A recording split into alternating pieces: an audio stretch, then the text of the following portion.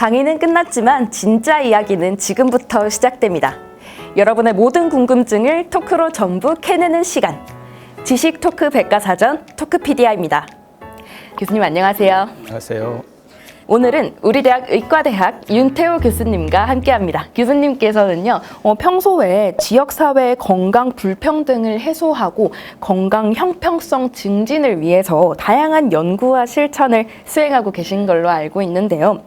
그러면 이 건강 불평등이나 건강 형평성이 우리 삶에는 정확히 좀 어떻게 작용을 하고 있을까요? 사람들마다 각자가 추구하는 다양한 이제 꿈과 목표들이 있지 않겠습니까? 그런 목표들을 달성하기 위해서는 기회가 균등하게 주어져야 되고, 그리고 내가 가지고 있는 능력을 온전하게 이제 발휘를 할 수 있어야 되겠죠. 그런데 내가 건강하지 못하면 그 기회가 박탈이 되는 경우도 생기고 내 능력을 온전하게 펼칠 수가 없는 거죠. 모든 사람들의 그런 어떤 자기가 달성하고자 하는 목표, 인생의 꿈을 이루기 위해서 건강이라는 것이 하나의 어떤 요건이고 전제 조건이고, 그것은 모든 사람들이 공평하게 건강해져야 사람들이 공평하게 꿈을 이룰 수가 있다라는 측면에서 건강의 불평등이 존재하면 바람직하지 않다라고 우리가 이야기를 하는 거죠. 아, 그렇군요. 그런데 약간 2030 청년층은 그런 인프라, 병원이라던가 다른 그런 걸 누리기가 사실 좀 쉽잖아요. 그래서 저희가 계속 이야기를 나눴던 좀 사회적 시스템이나 환경이 개인의 건강을 결정한다는 관점이 사실 좀 바로 받아들여지지 않을 수도 있을 것 같아요. 그래서 이런 좀 새로운 관점을 좀 한 번 더 쉽게 설명해 주실 수 있을까요? 청년층 20, 30대는 인생에서 제일 건강한 시기거든요. 그러니까 본인이 이제 건강하기 때문에 큰 문제를 느끼지는 못해요. 안 되는 거군요. 네, 그렇죠. 그리고 건강에 안 좋은 습관을 한다 하더라도 그것이 바로 나타나는 것이 아니거든요. 그런 것들이 대부분 빠르면 40대 후반, 한 50대 이후로 나타나는 것이기 때문에 지금 현재 청년층이 내한테 지금 당면한 문제도 아니니까 그것이 사회 구조적인 문제 때문에 나타난 것이다라는 인식을 할 수가 없는 거고, 그럼 내가 괜찮으니까 그거야 개인이 노력하면 되는 거 아니냐? 그런 생각을 많이 하는 연령층이 청년 시기예요. 근데 이 청년 시기에서 그게 시작되어서 만약 계속해서 누적이 되잖아요. 그러면 그런 사람들이 주로 50대에 빨리 사망을 하는 결과들이 되죠. 이제는 좀 20대의 건강에 대해서 이야기해보고 싶습니다. 최근에 두쫀쿠 엄청나게 유행했었죠. 저도 한번 먹어봤습니다. 드셔보시죠. 어땠나요, 교수님? 한 번 먹고 는 그렇구나 하고 더 이상 먹진 않았습니다. 근데 두쫀쿠뿐만 아니라 다양한 디저트들이 좀 같이 좀 유행을 하면서 요즘에 좀 청년 당뇨 환자가 급증하고 있다는 이야기를 들었는데요. 교수님께서 보시기에는 그 20대 당뇨가 좀 얼마나 위험한가요? 우리가 이제 당뇨병이 아주 어릴 때 발생하는 당뇨병이 있고 나이가 들어서 발생하는 당뇨병이 있거든요. 그래 어릴 때 발생하는 당뇨병을 제1형 당뇨병, 인슐린이 없거나 적어서 인슐린 결핍 때문에 나타나는 것이 이제 1형 당뇨병이라고 하고요. 좀 나이가 들어서 나타나는 당뇨병은 2형 당뇨병이라고 하는데 사실은 당뇨병 중에서 대부분이 2형 당뇨병이죠. 이것은 인슐린 저항 때문에 나타나는 거거든요. 그러니까 인슐린은 분비가 되는데 이게 이제 저항이 되어서 우리 피 속에서 이제 당을 잘 분해를 하지 못하는 이제 그러한 이제 것이죠. 옛날에는 당뇨병은 30대 이후 또는 40대에서 나타나는 질병으로 그렇게 많이 인식이 되었었어요.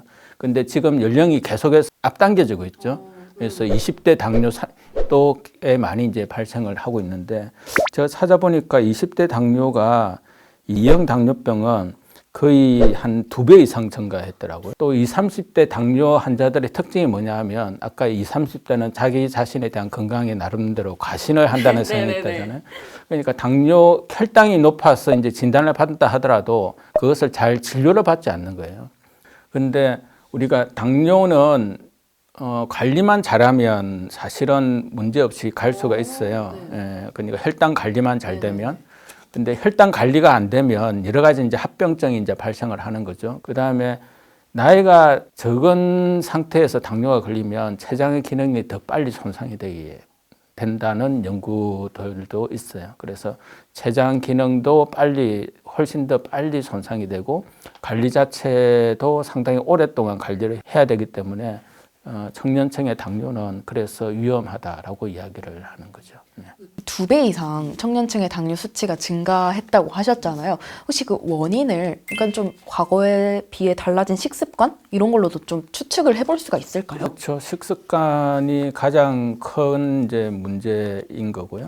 왜냐하면 뭐 다른 나라들도 비슷해요. 전반적으로 아주 단 음식을 이제 많이 먹고 사실은 옛날에는 당이라는 것이 별로 없었어요. 이제 특히 이제 콜럼버스가 이제 신대륙을 발견하면서 사탕이 이제 설탕이 들어오기 시작하면부터 당뇨가 급증했다라는 역사적 사실들이 있거든요. 예, 그래서 설탕 섭취가 결국에는 당뇨의 가장 큰 원인이기도 해요. 좀 그 설탕 들어오면서 늘어났다는 게 너무 신기한데요.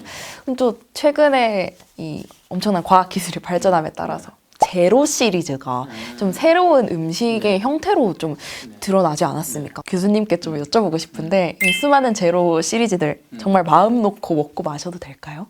사실 설탕을 대체하는 거잖아요. 이제 설탕을 대체하지만 단맛을 유지하는 이제 것인 거죠. 어떻게 보면 감미료인 것이죠. 인공 감미료도 있고 천연 감미료도 있는데 그 똑같은 당도를 만들기 위해서 설탕을 복용하는 것보다는 제로 감미료를 복용하는 게 건강에서는 상대적으로 더 좋죠. 무작정 이제 안심을 할 수는 없는 거고, 그러니까 무한정 섭취를 하는 것은 안 좋다라는 이야기죠. 이 감미료들이 이제 우리 장내에 들어가면 장내에는 미생물들이 존재를 하죠. 그래서 건강에 유익한 미생물도 있고 해로운 미생물도 있고 중간 정도의 미생물도 있고 이것이 균형을 유지하게 되거든요. 근데 설탕이든 감미료든 일단 들어오게 되면 이 미생물의 구성이 바뀌어져요. 네, 바뀌어져서 이제 나타날 수 있는 것이 이제 배가 아프다든지 아니면 이제 설사를 한다든지 더 지나게 되면 장염증성 질환들이 형성이 돼요. 그래서 이러한 제로 음료를 너무 가신해서 섭취를 하면 그런 이제 부작용들이 나타난다라는 거고 또 하나는 당에 대한 이제 의존도를 이제 높여요. 아, 오히려 높이나요? 예전에는 우리가 소주가 25도, 제 학생 때는 25도였고 25도요. 일반 소주가 지금은 16도 뭐 많이 이 정도 내려가죠. 되잖아요. 네. 그러니까 뭐 옛날에 이제 25도 소주 마신 사람들은 이것은 물이다라고 하는데 그만큼 많이 마시게 되는 거예요. 25도를 한 병 마시는 것을 16도는 2병을 마시게 되는 거예요. 마시는 거는 결국 똑같아지게 되는 거죠. 그것도 결국 의존적이게 되는 거죠. 그것과 마찬가지로 이 감미료도 당에 대한 의존도를 높여서 계속 단 것을 쫓아가게끔 되는 거죠. 그러니까 감미료가 든 음료만 마시는 것이 아니라 이제 설탕이 든 것도 막 계속 먹고 싶어. 이제 그러한 부작용들도 저는 있다고 봐서 거기에 대해서 너무 가신하는 것은 좋지가 않다라는 생각입니다. 그런데 이 좀 당과 관련된 문제 외에도 대학생들 하면 빼놓을 수 없는 게 또 저는 카페인이라고 생각을 하는데요. 이 밤샘 공부를 하면서 좀 에너지 드링크나 고카페인 커피를 마시는 학생들이 많은데 이런 습관이 좀 장기적으로는 우리의 이런 대사 시스템에 어떤 영향을 줄까요? 아이스 아메리카노를 마시는 그 정도 카페인은 하루에 2잔 정도 마시는 것은 크게 뭐 건강에 해로운 것은 아니에요. 이제 에너지 드링크는 고량의 카페인에다가 고량의 당이 들어가 있어 아주 일시적으로 각성 효과를 일으키게 하는 거거든요. 이제 여러 가지 호르몬을 분비를 하는 중요한 장기 중에 하나가 이제 부신이라는 장기가 있거든요. 거기에서 아드레날린이나 이런 이제 나름대로 각성 효과를 하는 그러한 호르몬들이 분비가 되는데요. 이게 이제 장기적으로 이제 계속 그러한 음료를 이제 하다 보면 부신 자체가 필요해져요. 그래서 계속해서 만성 피로에 시달려요. 내가 뭔가를 하고 싶어도 내 몸이 따라주지를 않는 거죠. 더 많은 각성이 들어와야만 내 몸이 이제 움직이지는 이제 그런 상태가 되니까 시험 기간에 뭐 마시는 거야 크게 뭐 일시적으로 하는 거에 상관없지만 그것이 이제 의존되게 되는 경우 또 장기적으로 그런 것에 고당의 고카페인에 계속해서 이제 노출이 되면 우리 몸 자체가 버텨나지를 못하고 그렇게 되면 내가 뭔가를 하고 싶을 때 할 수가 없는 그런 이제 상태에 이제 빠지게 되어서 그런 부분들은 좀 조심을 하시죠. 그래도 이 바쁜 대학생활 속에서도 좀 이것만큼은 꼭 지켜야 된다. 20대인 지금부터 관리해야 한다. 이런 예방 습관이나 뭐 좋은 그런 게 있을까요? 저는 사람이 건강해지는데 돈이 들 필요는 없다라고 생각하는 사람이거든요. 그래서 그것과 관련된 세 가지를 좀 말씀을 드리면, 하나는 담배를 끊는 거예요. 담배를 피우려고 하면 담배를 구매를 해야 되잖아요. 그죠. 그럼 담배를 안 사면 돈을 아끼잖아요. 그래서 담배는 건강한 생활 습관 중에서 전 세계적으로 가장 위험한 생활 습관이라고 알려져 있어요. 단일 원인 중에서 가장 강력하게 건강에 안 좋은 영향을 미치는 것이 담배예요. 그래서 담배를 끊는 것. 예. 두 번째는 술을 안 마시거나 적게 마시는 것. 그다음에 마지막으로 이제 하는 것이 적절한 운동이에요. 돈 내서 하는 그런 운동이 아니라 사실 하루에 30분 걷는 것만으로도 충분해요.